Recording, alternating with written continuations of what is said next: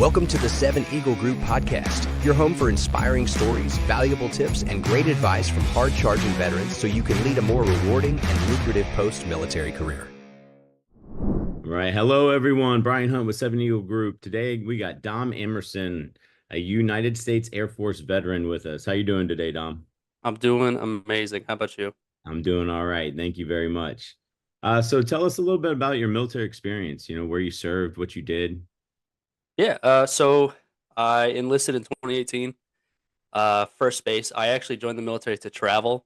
I'm originally from Texas, and I got Dyess Air Force Base, which is just the other side of Texas. I've been here ever since. Been here 6 years. It's been a wonderful experience. The base is amazing. The people are amazing. My experience in the military is just a little bit of my career field is administration.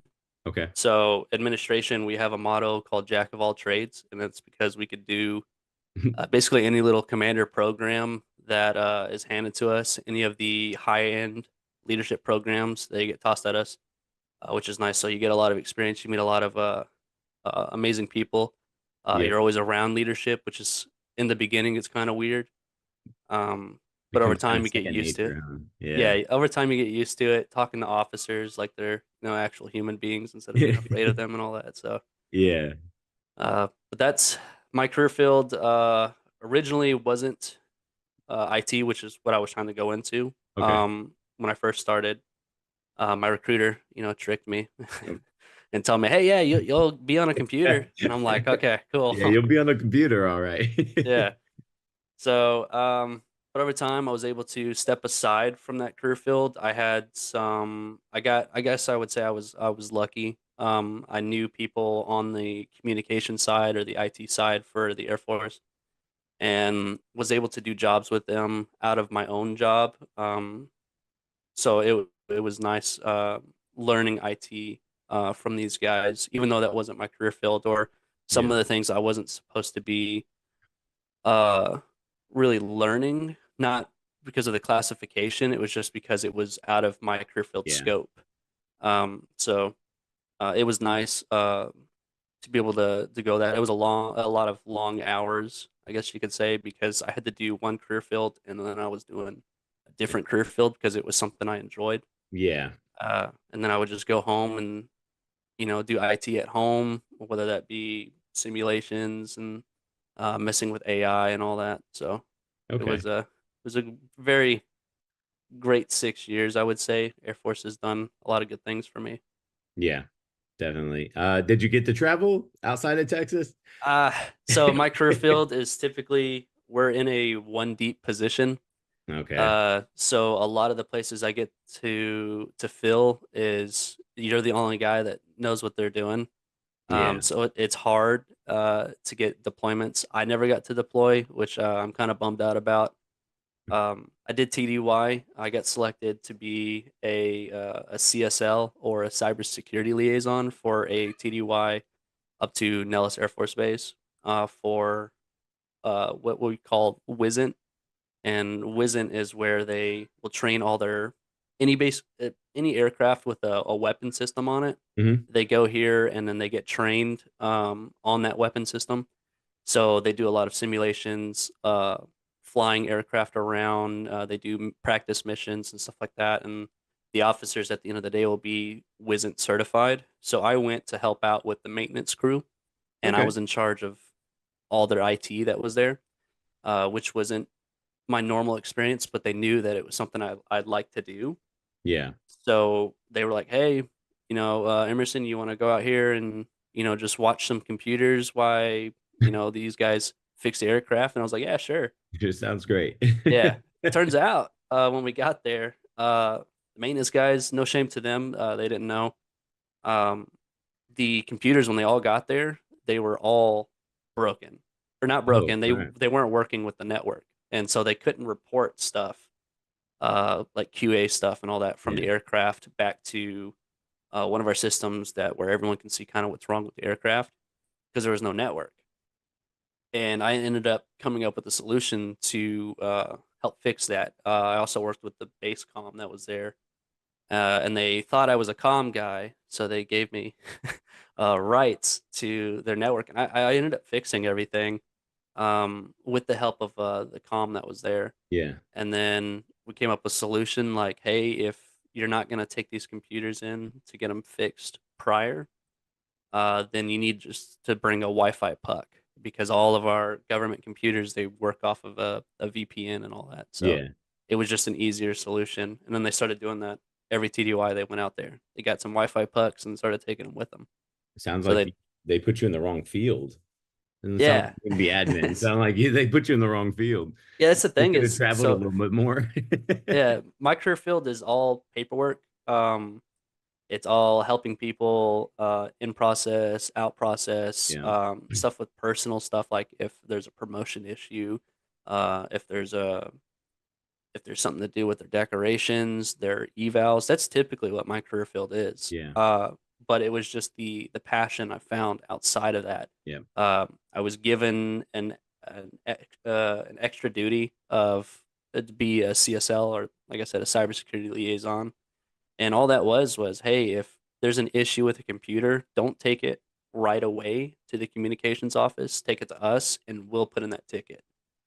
I was doing that for a little bit, and I was like, well, I think I can fix this. And then that's where I ended up fixing my first computer issue by just restarting it. And The most common yeah, problem. that's the big issue. And then I was like, hey, I like doing this, you know. Yeah. And then I got more in depth into it. I started doing network drops, port drops, switch installs. I was rebuilding the government laptops myself, like taking them apart. Not to the extent where it busted the contract or the warranty, Yeah. but like upgrading them, improving them from when we first opened them out of the box and stuff like that. So I got to do a lot of that, and then I went out of my way, like I said earlier, to go on these jobs with the actual comm unit on base to do more in-depth jobs. Yeah. And uh, I still had to do my normal job back at my office under my command, but I would take like my lunches. I would just go to the communications squadron and just go help them out with tickets that they had if they would allow me to. Of course, Yeah. there's certain rulings of things that I wasn't supposed to be doing. Yeah. So, and they were heavy on that, and I understood. And if it Yeah. was a simple computer fix, I loved helping them out. Um, but yeah, it's my career field is that's why I say jack of all trades because we can do a lot of stuff. Yeah. And I just found my passion for IT, falling in that jack of all trades. That's pretty cool. I like that. That's pretty Yeah, cool. Well, I mean, you were a transition, I guess, kind of quote unquote specialist in the Air Force. So what yeah, advice or obstacles do you have for other transition members? And did you run into while you were doing your transition? yeah. So it all depends on. I feel like it goes the same. Like if you're doing 4 years or if you're doing 20 years, the process is no matter how many times I've helped people out, it seems like it always changes. But some tips is, I would say about a year out from your DOS or date of separation, no Hmm. matter what branch you're in, you better start planning for that civilian Yeah. life. Even if you're not planning on getting out, it's good to have it in the back pocket. My particular situation, I was being med boarded. I wanted to do the 20. I wanted to stay in, but I have some medical conditions, that are keeping me out. So I had to hit the ground running pretty quickly, um, with preparing for that civilian life and always helping these people out. No matter the experience I had with helping everybody out, it was still a struggle for me. So Yeah. uh, I would suggest, building up your network. A lot of people say that. A lot of people, tell you that. I've seen a lot of videos of like, hey, build your network, get to know people that are on the civilian side, even if it's not for a job that you in particular want.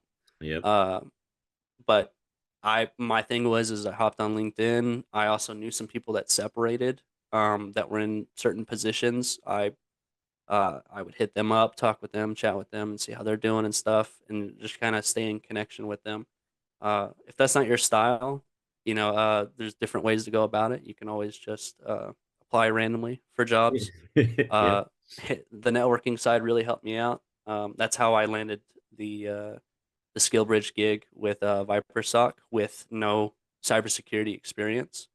They took a chance in me, and I ended up doing pretty well. Yeah. So I would say the big thing is networking. Reach out to people, anyone that you knew, even if it's from years ago. Um, if they're out of the service or if they're in the service, make that connection. Yeah. Uh, or go to job fairs, stuff like that. Prepare, because once you get out there, the government's not taking care of you anymore. You're on your own. Yeah. So you Yeah. gotta you gotta you gotta do stuff for yourself from now on out. And that blanket of security that the military gives you, that a lot of people sometimes overlook too, until they get out and it hits them in the face. You need to lay that out yourself. You need to build that connection with people. Um, so that's my big thing is, That's the networking. every conversation I have, that's the number one thing is planning. Like everybody, you have to plan. The difference, what you said, is no matter what, if you don't know yet, plan for it anyway. Yeah, Uh, because you don't know. yeah, like That was my and that that's was the my beauty stance. about TGPS or TAPS or whatever is that you can take it at 12 months.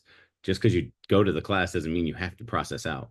Like it Yeah, just means that you getting the information. That's a big one. Everybody, including myself, that's the number one thing is plan, because nobody, and you as like what I would call in the Navy a personnel specialist is what it sounds like you did. yeah, Is they are going to help you, but they're not going to make sure that you're doing everything you're supposed to do. They have other people to take care of too. So nobody's going to care like you care. So yeah. that's definitely the number one thing is plan accordingly. Whatever Yes. that is, networking or, making sure your PCS move is done. Like you got to plan. Yeah, and that's currently in the process I'm at right now. I just finalized out a couple of days ago. The only thing I'm missing is like packing up the house and actually securing a job, which I have a few positions lined up. Um, and that's the next thing is those positions I can thank because of my experience I got from Seven Eagle with lending me off to the company like VIPR-SOC. Yeah. Can you tell us about VIPR-SOC and what you do for them? Yeah, so I currently don't work with them anymore, Okay. but and that's because I had to come back since my situation was a little weird. Skill bridging as a med board is a lot different than the average person. Okay. A lot of them, they apply and it goes along with their like terminal leave and all that. Hmm. Mine was I had to apply for skill bridge. I can only do like a couple of months, and then from there I had to come back into office and then finish out my out processing, and then now I start terminal next week. So, Okay. but in that timeline of me, I think I started in May. Yeah, I think I started in May uh, with VIPR-SOC. I originally reached out to you guys because one of my buddies, like I said, worked with y'all, Yep. and he told me, he's like, "Hey, what do you want to do? Do you want to do what I'm doing? Do you want to do something more hands-on? Because Seven Eagle can help set up for it." Yeah. And I was like, "I want to do what you're doing," and that was the whole part of networking. I had that Yeah. connection. But for VIPR-SOC, uh, at the time, it was only four of us. Originally, it was just my buddy that was handling the jobs by himself. What it is you are a technical account manager, and then you are a SOC analyst at the same time. Okay. And what those are for the SOC analyst side, you're doing cybersecurity reviews. You're installing what we call nodes onto uh, like servers and stuff Yeah. through the company's permission. And then when something malicious happens, those nodes will automatically pick it up. It's kind of like AI. Like if you tell AI to watch out for something, it's kind of like that. But it looks Yeah. out for these stuff, whether that be spam emails, phishing emails, which are just vicious emails and stuff. Yeah. And it does other things with like people trying to, if it recognizes a port or an IP that is coming in that is not normal, or if it recognizes an IP that's not normally going outside of the services, it'll flag it and it'll let us know. And from there, we would create tickets and then send them to the company like, hey, this is what's happening. Just to let you guys know, if you need any help, let us know.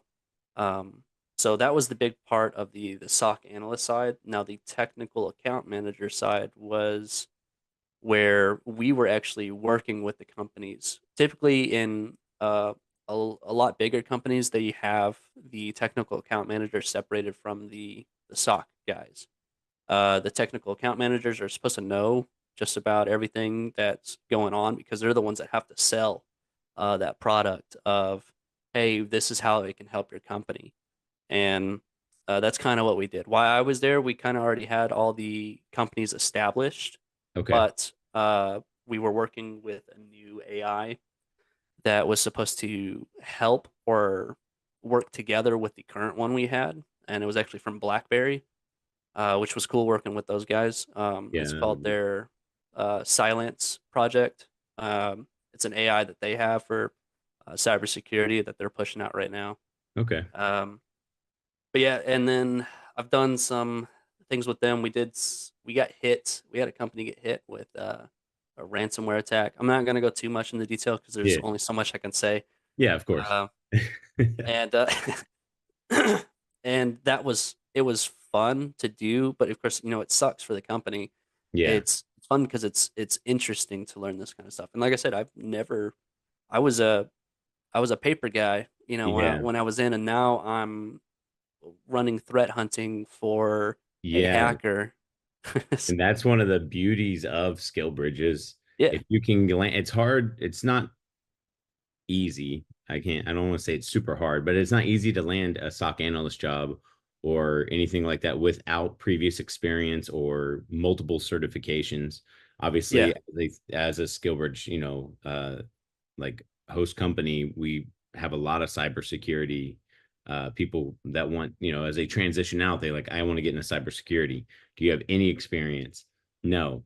Okay. Well, then we need you to get X amount of certs to even be, competitive because yeah, these guys are looking for, top ones. There are companies though, like VIPR, that are willing to let you come in at a, entry level position and go for it. Like, hey, show me what you can do. You know, yeah. just because you don't have a cert or like on paper experience doesn't mean you don't know what you're doing though. Yeah. No, and that was the is I feel like as long as you have a basic understanding of cybersecurity, you should be fine starting off, especially with VIPR-SOC. That's why I like them so much, is because they took that chance on me. Um, it was really thanks to my buddy, but all the people I worked with, because my buddy ended up leaving the company because it's a skill bridge. Yeah. Um, I wouldn't say expect getting hired on for your skill bridge company. It's not always there. I've talked with a Yeah. lot of people that have skill bridged. Um, Very few of them get hired on right after, and it's kind of similar to VIPR-SOC because they're based out of Puerto Rico, and a lot of their stuff, what we're doing is just basic ticketing systems, but it gets you in. It gives Yeah. you that job experience, which is Yeah. nice. And you do learn a lot, and you may have that chance where you'll be on a threat hunting team like I was. That was my last week there too. I was actually supposed to leave a week prior, but Jay, who is the lead for VIPR-SOC at the moment, he was the one who hit me up and was like, "Hey, stay on a little bit longer. We have this coming up. It'll really look good on your resume." Yeah. And that's how great VIPR-SOC is. They look out for you because it's military owned. Yep. So, um, but Jay, great guy, love that guy. Yeah, the experiences was amazing. I wouldn't say that it landed me a SOC job afterwards, but it really built up my resume, and that's because I Yeah. come with someone with no certifications, no degree, and I was able to do this job. And now I can keep it on my resume, Yeah. stating that I did this job. Now And you I have have, experience in it, which yeah, a lot of companies out there in the civilian sector, especially, there's not necessarily always tangible skills that the military you can transition with, but the management, the time management, the super, like the leadership role, like that is everybody's got that coming from the military. yeah, And that's the skills that you can use, like the dedication, the work ethic, timeliness, like all that kind of stuff. Everybody translates out with that. yeah, So, yeah. um, That's good though. How was your experience using Seven Eagle to land this job? I mean, in Puerto Rico, it can't be that bad. It was actually very simple.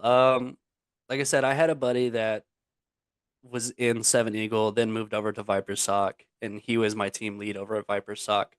My process was different than his. What I didn't realize with Seven Eagle was is if you already have a company that you are wanting to skill bridge with, Hmm. Seven Eagle will help you work with that, even if the company is not typically showing up. Like I Yeah. think every branch has their own skill bridge site, and like for the Air Force, we use AFVEC is what it's called. It's also where we do all like our education benefits and stuff. And AFVEC has that skill bridging platform on there. Like I said, I know it's different for every branch. Yeah. You go on there and you can type in a company that you really like, and say if a company on there that's like right down the road or in your hometown, um, but they're not, certified on this side. Seven Eagle, from my understanding, can help you get to that job. They can really help you land it. There's a Yep. lot of other benefits to Seven Eagle too, like the career advisor. They'll help you get some things in for job hunting, Yep. resources and stuff like that. And then even if you can't find anything with Seven Eagle can take you on, from my understanding, and you'll be an advisor where you'll help out other transitioning members. That's at least that was my experience with some of the Yeah. people that I was working with, because the lady that was helping me out and doing all my paperwork for me, she was Air Force as well, and she was just going through the same process, but she didn't Yep. know at the time kind of what she wanted to do. So she stuck with Seven Eagle, and then found a passion for helping out veterans and people. Yep. Yeah, But you hit it right on the head. That is the beauty of it. Is everybody, I see it even on the Skill Bridge like page on Facebook. Obviously as social media director, spend half my life on social media. But I see it all the time. People are like, "Oh, this I want to work for this company, but they're not DoD SkillBridge approved." They don't have to be. There yeah, are third parties such as Seven Eagle that can help you get there. We can come up with a training plan. We'll come up with the contract. We'll do the letter for you, like everything. We'll knock it out, even if it's your uncle's, plumbing company. yeah, Uh, like we'll make sure we can get it done for you. You just have to, meet us halfway.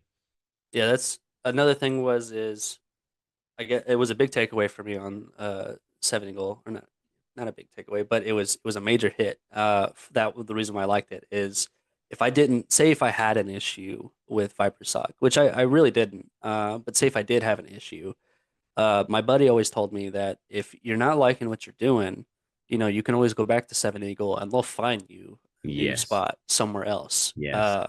Whether that be if you want something hands-on or if you want to do remote work, Seven Eagle will help you land that. It may take a little bit. You may have to work with that company for a little bit, or you can go back and just start working with Seven Eagle until they find you something.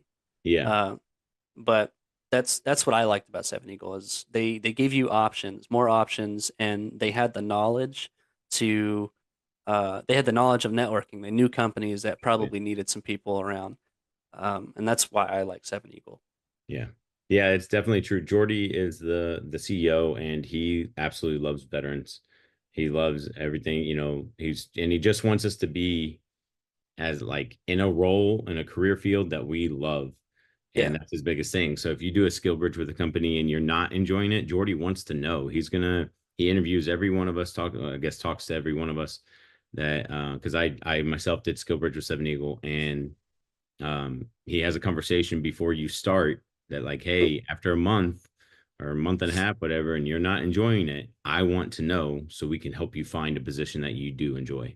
yeah, yeah. That's awesome. Yeah. But that's all I have today. Dom, do you have anything for us? Uh, no, that was about it. I think I brought up all the knowledge I have for Seven Eagle, Perfect. and then everything else, of course. Perfect. All right. I appreciate it. Thank you very much. Thank you. All right. Have a good day. You too.